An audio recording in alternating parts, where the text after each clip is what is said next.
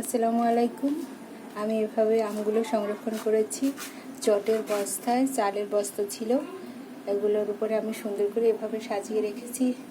এভাবে রাখলে হয়তো কিছুদিন খাওয়া যাবে।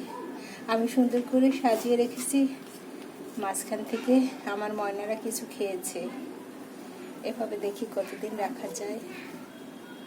এত গরম, একদম আম পেকে যাচ্ছে, আর গাছেও রাখা যাচ্ছে না, পাখি বাদুড় এদের যন্ত্রণায়। গাছে রাখতে রাখতে গাছের আমগুলো একদম কি অবস্থা হয়ে গেছে, তীর পড়ে গেছে।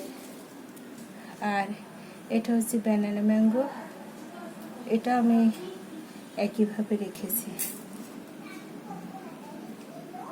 নষ্ট হয়ে যায়, রাখার কোনো উপায় নাই, কোনো হিমাগার নেই, যার ফলে আমগুলো নষ্ট হয়ে যাচ্ছে। আর এটা হচ্ছে কিউজাই আম। কিউজাই আমটা দেখতে যেমন সুন্দর, খেতে আরও ভালো, কিন্তু অনেক দিন গাছে থাকার পরে এই অবস্থা। সবাই ভালো থাকবেন, সুস্থ থাকবেন, নিরাপদে থাকবেন।